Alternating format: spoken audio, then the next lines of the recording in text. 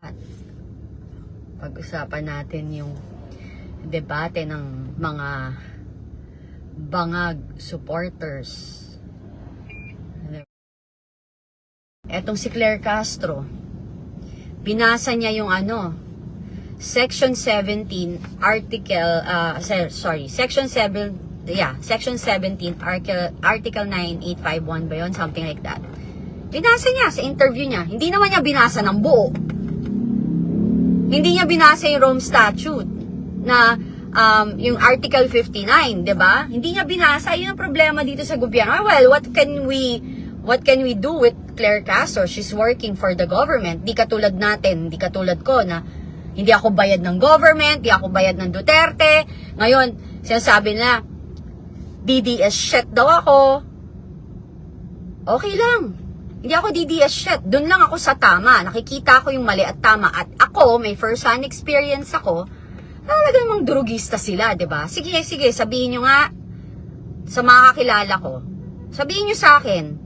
Mag-comment kayo dyan. Hindi ba sila addict? Sige nga.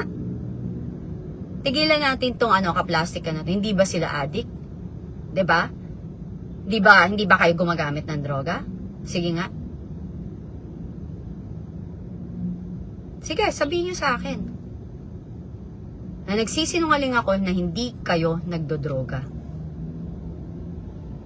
Yun ang problema dito eh. Yung mga lawyer na nag-file niyan, na keso ang human rights, karapatan nilang, okay, fine. Paano ho kami? Ako hindi ko naranasan yun. Sabi ko nga sa inyo, kumakausap ako ng abogado dito. Walang gustong mag-handle. Bakit? Kasi kakampi nila. Ako ba nabigyan ako ng due process? Ako ba nabigyan ako ng human rights? Nung iniipit ako, pati yung bahay namin sa Amerika, yung mga coaching nakapangalan sa akin na binenta na finorge nila yung signature, yung ba may due process? 'Di ba? So kayo, yung nagtatanggol dyan sa mga drug addict tsaka criminal sa napatay, choice ho nila yan. Part of their life. They risk it. Na nag-risk sila, pinasok nila yan, nagdesisyon sila maging addict, nagdesisyon sila magbenta ng droga. May katapat ho yan na responsibilidad. Kaya kayo, pagtanggol nyo yung mga pinatay ng addict, pagtanggol nyo yung pinatay ng mga drug dealers, ipagtanggol nyo yung mga naragahasa, yung mga nasirang buhay na pamilya, yung binubugbog ng addict, yun tama, 'di ba? Both ways, hindi one-sided selective tayo, 'di ba? Alam mo 'yon. Tapos ito, narinig ko na panood ko yung interview nung Conti, yung malapad yung mukha tsaka malapad yung bibig na abogado, 'di ba? Na nandidiri ako kasi tuwang-tuwa siya na pinoprotektahan niya yung mga drug dealers and drug addict. Kayo, ako magulang din. Kapag ang anak ko na merwisyo, nag-addict, may nasaktan, hindi ko pagtatanggol. Isusurrender ko. Ang daming lumalabas na statement na ganyan. May isang ama, na i-post ko ata yun na ang pamilya niya halos addict, namatay sa drug war. Nagpasalamat pa siya kay PRRD. Kasi matanda na siya, hindi niya kinakaya. Kasi ikaw kung mabuti kang magulang, titingnan mo na lang na ang sakit sa magulang na nakikita mo nasisira yung buhay ng anak mo. Mas gusto mo lang na mawala na lang. Kasi kung ayaw rin, ang pagbabago kasi choice yan Kahit na anong pilit mo, hindi magbabago ang isang tao kapag ayaw niya. Diba? Sabi nga, pag gusto mo may paraan, pag ayaw mo may katwiran. Ganun yan. So ako, tigilan nyo. Kasi nag-addict sila, choice nila. Pwede man kang huminto pero choice nila maging drug addict. Yung pagbebenta ng droga, choice din nila yon. Kasi pwede rin naman sila magbago tuminto, hindi pa rin sila huminto at nagbago. So, pagtanggol nyo naman kami, yung mga biktima ng droga yung mga addict na nanggahasa, pagtanggol nyo kami doon. Hindi yung nakakadiri yung ginagawa nyo na dyan lang kayo nakatutok. Grabe. Oh, tama to. Sabi ni Mike, from anti-drug criminal admin to pro-addict criminals. Never again, Marcos. Tapos ngayon, etong si Conti, Attorney Conti. Conti lang yung brain, sorry. Ano siya eh? Alam mo, sabi niya sa interview, sige, mag-rally pa kayo para lalong hindi pauwiin si PRRD dito. Wow! Tinakot mo pa kami. Sino ka? 'Di ba? Dapat nga ikaw rin yung sa ICC eh, kasi pinoprotektahan mo addict. Dapat kayong mga nagpoprotektahan ng mga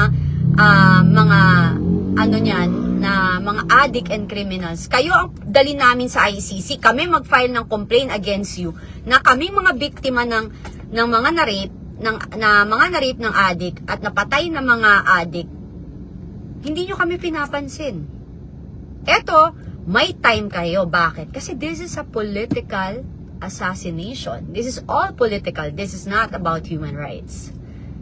Sabi nga ni Senator Bato, bullshit. Bullshit talaga. Bullshit kayo kasi hindi nyo naintindihan yung feeling ng nabuli, naabuso, sinaktan, ginahasa, namatayan dahil sa mga kriminal na addict, drug dealers, and drug users.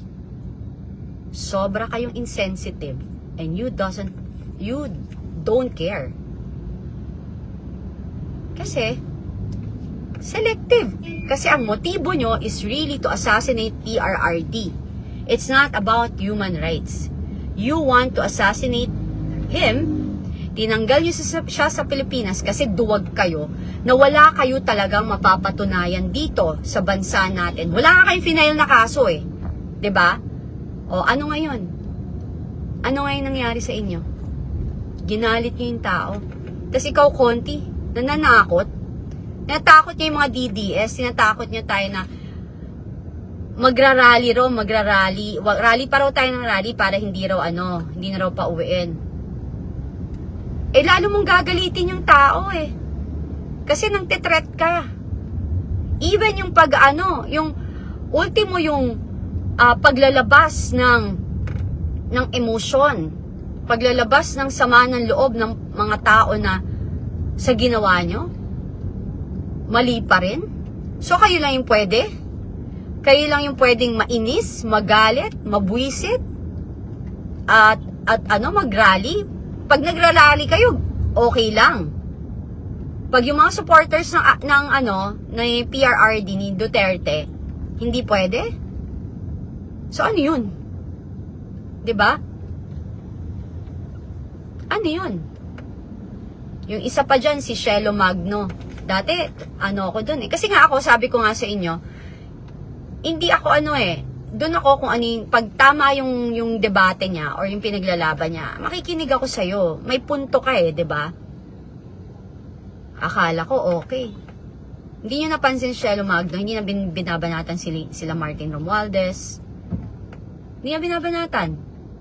Oh, tuwan-tuwa siya nung napunta sa nahuli si PRRD, nadala siya sa ICC. Alam mo, paulit-ulit, tama naman eh. Paulit-ulit sinasabi ni PRRD yun, handa ako. Just sa mga men in uniform, naririnig niyo siya paulit-ulit. Mas gusto kong ako na lang makulong, wag lang daw yung men in uniform. Nakita nyo? Armed Forces of the Philippines, Philippine National Police, yun ang leader. Yun ang leader, hindi duwag, humaharap, hindi nag-uutos na nakakaiyak kasi yung iyak ko, proud. Kasi ganun ako eh, yung parang, ganun yung gusto kong leader, yung may paninindigan, 'di ba? Yan sa Armed Forces of the Philippines, dyan sa Philippine National Police, Philippine Marines, Philippine Navy.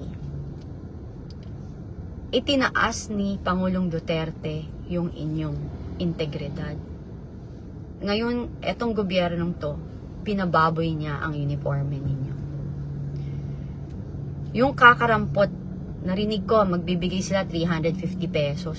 Pucha. 350 pesos yung katapat ng buhay nyo. Na pinaglalaban nyo yung supposedly, kayo yung sumasalang sa gera. 350 pesos.